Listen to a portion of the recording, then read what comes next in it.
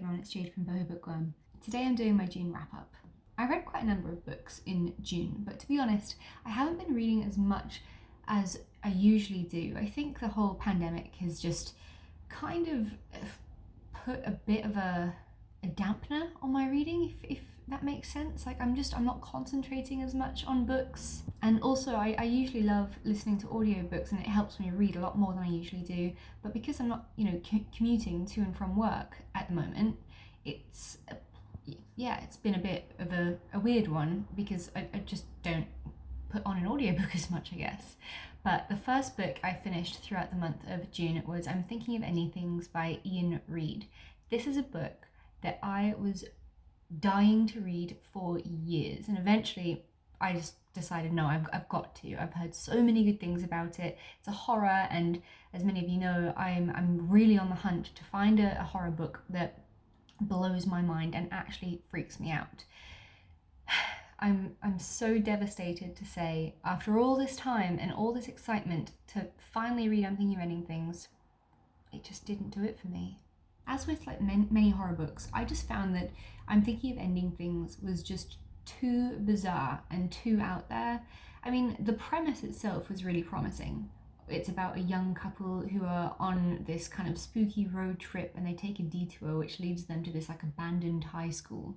Somehow they get separated, and we predominantly follow the female character and her struggles of trying to find a way to escape, but there just doesn't seem to be any way that she can get out at all. I mean, don't get me wrong, there were things that I really actually did love about this book, but they only really revealed themselves right at the end, so the rest of the book was just a bit of a slog. In the final pages, Iain Reid goes into detail into, the human psyche and mental health. And as I've just written a book that focuses a lot about mental health and the human psyche and certain things, I don't want to spoil anything, but I was like, okay, wow, the twist was cool, but I don't know if it was enough to save the whole rest of the story. Nothing really happened until right at the very end of the book. I mean, it's a short book as it is, so as the pages were turning, I was just like, okay, we're getting close to the end, and literally nothing is happening. The couple went to go meet the guy's parents, who were super creepy and weird, and it was just a lot of dialogue and very atmospheric, but just so horrendously slow-paced and strange. So I literally ended up just thinking to myself, what is the point of this book? It didn't have a strong storyline whatsoever. I mean, the girl in the story is thinking about splitting up with her boyfriend, and it's kind of her internal dialogue and struggle into dealing with that, and getting to know him through meeting his parents, and maybe getting her mind a bit swayed, but just kind of all this creepy ass stuff, but shut up, computer. While I found the atmosphere really spine-chilling at some of the points in the book, the rest of it was just quite a mundane read, to be honest. The twist at the end made it worth the read, but I just wasn't blown away. There was one particular scene right near the end that we get to hear from the guy's perspective, and I listened to this on Audible, so that one scene made it so worth listening to rather than reading. I won't say what it is, but it's something that just gets repeated again and again and again. And I was busy washing the dishes while I was listening to it, and I was just like, okay, no, that's creepy. But it wasn't like it was good, creepy writing. It was just the same words repeated over and over and over again, but it was the voice. And just that kind of spooked me a little bit. So if you are planning on picking this book up, I do highly recommend the audio version for that very reason. But okay, overall, unfortunately, didn't do it for me, and I ended up giving it, I think, a 2-star on Goodreads. The next book that I have to talk about is also a 2-star read for me. It wasn't a very good reading month, I guess, but that's the Nightstalker by Carlo. So Peter from Peter Likes Books, he's another booktuber, he's started this true crime book club online, and The Nightstalker was the book pick of the month. I do feel like The Nightstalker is such a difficult book to review. It's a horrifyingly brutal book about Richard Ramirez. He was a Satanist in LA, and I think he was in from the 80s. He raped, murdered, tortured not hundreds, a lot of women. This book is true crime, and it takes us back to the 80s, and we get a lot of detail into what happened to these women. Like, it was gory, horrendous stuff. It also takes us through, what happened during those attacks, to when Richard Ramirez got caught, to afterwards in the trial and all that. So in this book, you delve into the mind of a complete psychopath, and it's incredibly hard to stomach.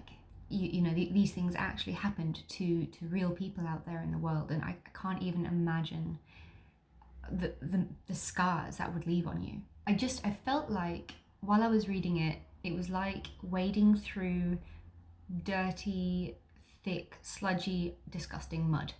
Like you're trying to find something, but you never do. I guess to me, no crime book will ever really beat that of The Stranger Beside Me by Anne Rule, or even I'll Be Gone in the Dark by Michelle McNamara, or Chase Darkness with Me by Billy Jensen. Those kind of true crime books are amazing, and I hate to say that about Philip Carlo's book, because you can see clearly how much research he's done into it. I mean, it is a thick-ass book, but it just didn't have the same effect as those others that I just mentioned. So yeah, it just wasn't for me, unfortunately. Now going on to a bit more of a lighter book, I also listened on Audible to Now Accepting Roses, Finding Myself While Searching for the One by Amanda Stanton, and she is one of the cast members from the much beloved show The Bachelor. However, again, this was just a 2-star book for me. I mean, I love how open and honest Amanda is. She is just so unapologetically herself, and I love that, but Jesus, she does some serious bashing of other people throughout this book, whether it be exes or other girls from the show, even like mothers of dudes and even her own friends. It's just like, how she didn't get sued for writing this little book, I have no idea. It came across quite bitchy to me. And I don't think that she did that intentionally, but it just left a bit of a sour taste in my mouth. So I mean, I adore all things Bachelor, so I knew I had to read this as soon as I could, even though I had seen many negative reviews on it. And a lot of what people are saying, I don't disagree with. Yes, it is a very materialistic book.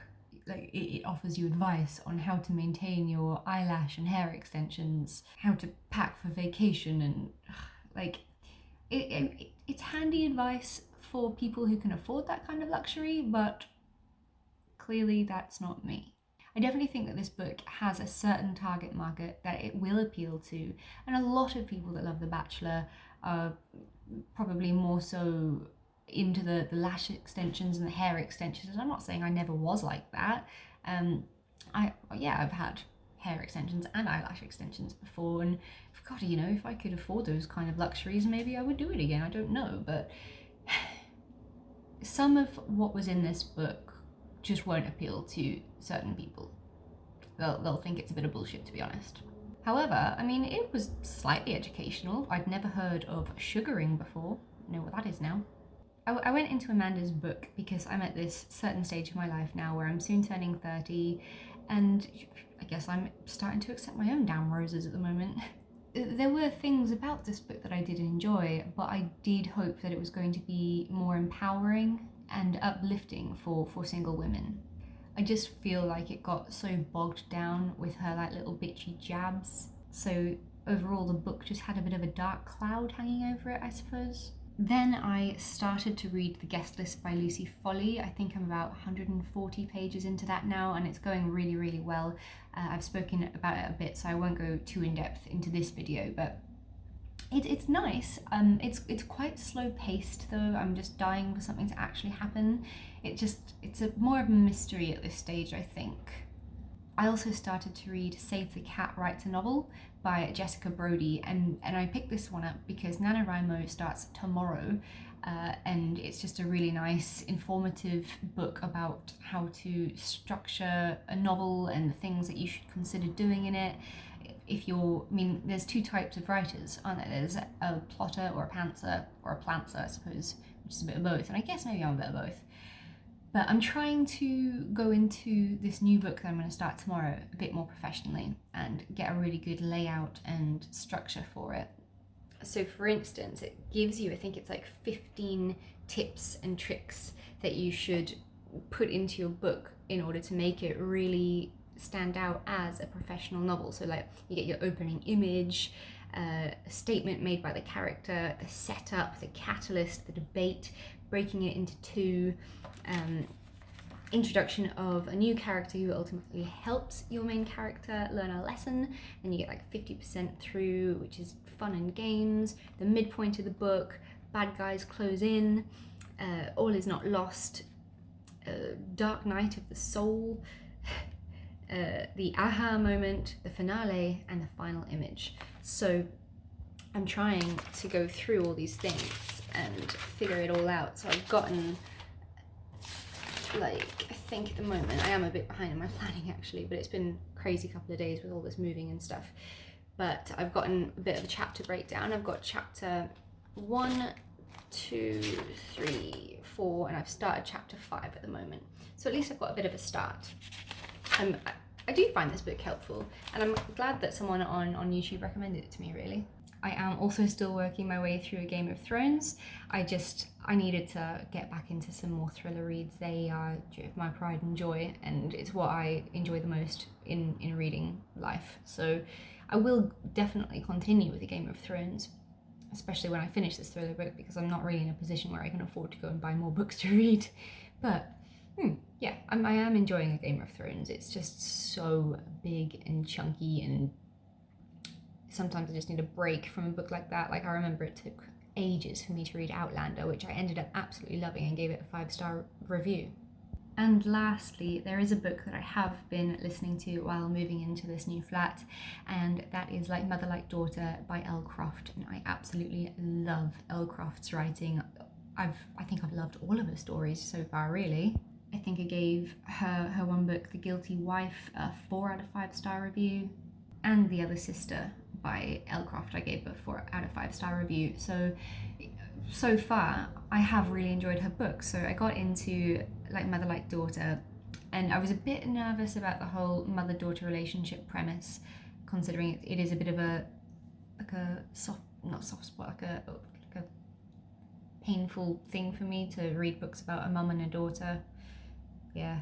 So this book is about a mother called Kat, and one of her daughters is adopted, and she finds this out one day after doing this DNA test, and she buggers off, but it turns out that she could have actually been abducted, and her childhood, they tried to always shield her from the truth of knowing that she was adopted, because her birth parents were complete psychopaths that tortured and murdered their children and did all sorts of horrible things. They were basically serial killers.